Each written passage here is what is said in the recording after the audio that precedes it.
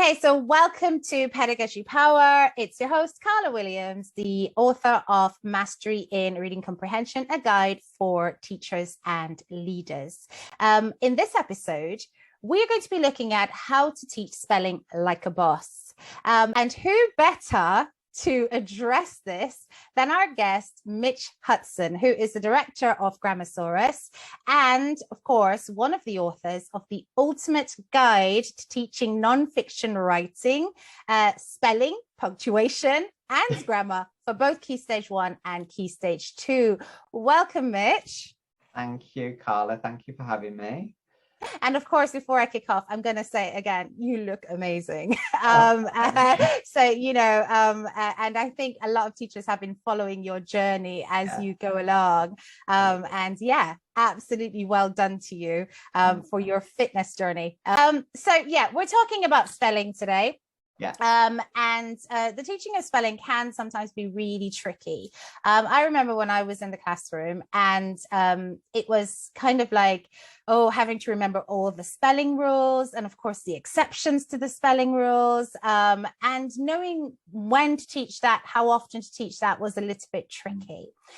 So in your experience, what makes spelling, the teaching of spelling, an actually a challenging thing for teachers out there? I'd say, first of all, that it is one of the number one things that schools struggle to get right. And people sometimes see it as a bolt-on, but I'm trying to work with schools a lot recently where we look at spelling as part of the writing journey. And I always compare it to maths. You would never teach someone how to use a protractor, but then not give the children an opportunity for them to do that loads of times. But in spelling, we so often buy into schemes, pre-made things where, okay, we're going to teach this rule because it says to teach this rule today, but you're not going to be able to use it in the writing you are doing because it doesn't fit to that piece of writing. And if you do put that spelling rule in that specific word, you've forced it in and then it sounds weird. So I often see that teachers kind of get given schemes, people buy into things, and the head or SLT will say, you have to use this, you have to do it exactly how it tells you to do it. But you know what? Often that's got the opposite effect and it makes things worse. And I so often hear from teachers from Newcastle to Cornwall saying, we teach the spelling rules, the children get 10 out of 10 on the test. 4 weeks later, when they could actually use that rule in a piece of writing, they can't do it anymore because they've forgotten it. Yeah. So that's the number one thing for me, the kind of confusion about it all.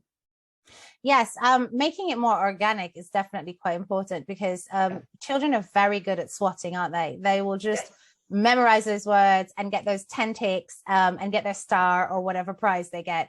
And then when it comes to application, that's a different thing. And that's also about the science of learning because the memory does work like that. The question I have to ask you is, how can we boost and track evidence when it comes to the use of high frequency words? Now, this is one of the ones that are kind of really irritating. So we would have done all the spelling work, you know, we would have made sure we worked in our technical vocabulary for subject specific types of writing. And then they're getting those bang on because they've been seeing the kind of words we want them to use in this genre. And then they're letting us down on those high frequency words. So we end up sticking a sheet in front of them and going, here, please make sure these are right. How can we make that more organic? So I think, again, the number one thing, we have these lists from the government, of course, of common exception words for Key Stage 1. And then on top of that, we've got our high frequency words. And I think it comes to planning. It's not going to happen organically just by chance. A school needs to sit down and think, because no matter what anybody says, and people have tried to disagree with me on this point, spellings fit to certain text types. I don't care what anybody says, certain words are going to happen in certain text types more than others. And with high frequency words, even so, I still agree. Like, for instance, you and your fit to persuasive writing. They fit to something where you're going to use the second person. So I would ensure that when I'm plotting out my spellings, that I think of it for my text types, basically, and think, where do those words fit? Now, you're always going to have things that just don't fit anywhere and that just have to be taught. And so then you would be looking at kind of if there's some patterns in these words, like come, some, etc. And it's just kind of balancing that out. And I find that schools so often with high frequency words and the statutory words, the English leads tend to just cut them up in strips and say, right, we're going to do that in autumn 1, this in autumn 2, this in spring 1, this in spring 2. And that's not going to help, because if there's no application opportunity, if there's no real opportunity where it's organic in the teaching and then I can utilize it so many times, then it's just going to become a bolt-on. And as soon as it's a bolt-on, you start to forget. It's kind of like treating spelling like times tables. You can't just always have a go and hope it just sticks. You've got to have opportunity for application and understanding and looking at rules. And sometimes if there isn't a rule, having that chance to constantly see it in practice as well. So I definitely say it's all about planning it out. And I think that that's what we don't do enough as educators. And when it comes to the assessment of that, how do we track that? How do you recommend teachers track it in terms of marking? Because sometimes we want to make sure that we're seeing the application and that it's very visible in a book. Yes. Have you got any tips for that? So I'm going to talk from a year 2 point of view in terms of just making it easier for me, knowing that the children can do it for writing moderation. So once you've planned it out, you've got to have your opportunity for quick recall and spaced repetition for it to stick in long-term memory. And so I used to, if it depends whether you want the spellings to be tested in the unit where they can be applied or after, but still you've got to kind of marry that together. So if I'm looking at spring 1 first text type, these are the spellings I've chosen to teach because they can be applied. And so in my quick spell, so at the top of the page, I would just have the words, and the children, I would test them sometimes just being able to read them quickly as reading words. And then the next day, it would be a quick spell where we need to spell those 3 words. And if they spell them right, just go around and highlight them. And that can be done in small groups. TA can take that group quite easily and highlight those words. And so you've created that opportunity there. And then think in the writing lesson, I'm also going to refer to it on the wall. I'm going to use it in my shared paired. I'm referring to it constantly. They've got opportunities in their writing. So those words are going to keep happening. So that's the quick recall when you're teaching it. But then the spaced repetition, I want to make sure that on the second week of this unit, I'm revisiting the spellings from autumn 2, text 2. So we're going to read them. We're going to spell them the next day. We're going to do little groups, things like that. But also don't ever forget, again, maths. Maths for me always helps with teaching English. If I can just spell it like that, that's fluency. Yeah. So I think that's a fluency activity. If we instead say, Professor Know-it-all thinks that you spell this word, obviously you wouldn't be able to write it down because they'd know this version, or this version, which is the right one? How do you know? Yeah. And so it's kind of like, then you see all the different versions. And I like to put in the way to spell the words that the children often have as a misconception. So like doesn't, when they always put D-O-S-E, doesn't, that's a common one. Yeah. Can't with an R in it. So those little things, but show them 3 versions. And if they can spell it really well, fluency wise, now, which out of these is incorrect? This one. What could we do to help them remember it? And then if we've used a rhyme, if we've used some kind of action, anything that's kind of like to help it stick, they could say, oh, I would tell Professor Know-it-all that he should ensure blah, blah, blah, blah, blah. So they then understood that rule a little bit more, or something about it, a little rhyme like, oh, you lucky duck, for could, would, should, etc. Yeah. Then they can apply that as well. So it's about lots of opportunity, but spaced repetition as well. Excellent approach. And that is, I'm big on misconception teaching because it really is so impacting in terms of children being able to reason through their cognitive processes. So awesome. Okay. You said it now, in the proper way. Yeah. Yes.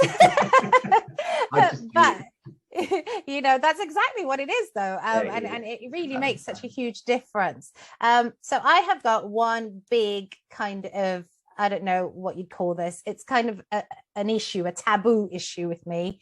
Okay. Dictionaries. Oh, they are the bane of my life. And I'm sure I am not alone. I'm sure lots of teachers cannot stand handing over dictionaries to children to check their spellings. Now, it is a part of the national curriculum that children should be able to use dictionaries in order to correct their spellings. But to this day, I have not seen one strategy that works when it comes to children who already can't spell the word to actually look up the word and fix it. Have you got any ideas? Honestly, that is a game. That's an objective I kind of don't do, just because it came in with the whole Michael Gove changing of things. And so I see it as a very potential, oh, get the dictionary out thing. I don't think it improves spelling whatsoever. For me, dictionary work is about finding the meaning of word, finding the root word. If you're going to use the past participle, so take becomes taken. For me, you look for that. You don't look how to spell a word. You don't look at how to spell a word through a dictionary, because if you don't have the knowledge of initial blends or anything, then how can you do it? And I've seen U1 children given a dictionary to look it up, and they do not have initial blends, so they're never going to find it. It's a waste of time. It is a waste of time. I see this right up to year 6. It's still an issue. And that is such excellent information. Thank you so much, Mitch. Let's get to our quick chat bit of Pedagogy Power. So, spelling schemes, do or don't? Don't. Well, depends. Am I allowed to expand? Am I allowed to expand? Yeah. You are certainly allowed to expand, yes. Okay. If it's for a resource or teacher subject knowledge about how a rule works, yes. If it's to follow week 1 lesson 2, no, because your children will never be following that in their learning. It doesn't work. Somebody's made that up in an office and said, oh, we'll do that day. There's no logic behind anything they've done. And if you're willing to spend £2,000 to improve teacher subject knowledge by buying a book, well, it's free on the internet. I think you're wasting your money. Yeah. And are there any resources that you think are out there that are definitely, yeah, that's bang on, that's brilliant, should be in every classroom? Not one that I found. In 10 years of teaching, I've never found anything decent. I've got a lot of books on there. You can't see them. I've hidden them for me to look at myself. And there's a lot of books that people buy into by very well-known people who, honestly, there are mistakes in it. And I don't think they help. For the money you're paying, it's not worth it. You can Google, I can't remember the name of it, but there's a really good spelling website that simply takes you through the rules, and it's free. Go there. Yeah. I don't see the point in buying into a scheme that's going to tell you when to do it, because the amount of people who spend £5,000 on that, then they get me and say it didn't work. Well, it's a waste of money. It certainly is. Yes, I agree with that.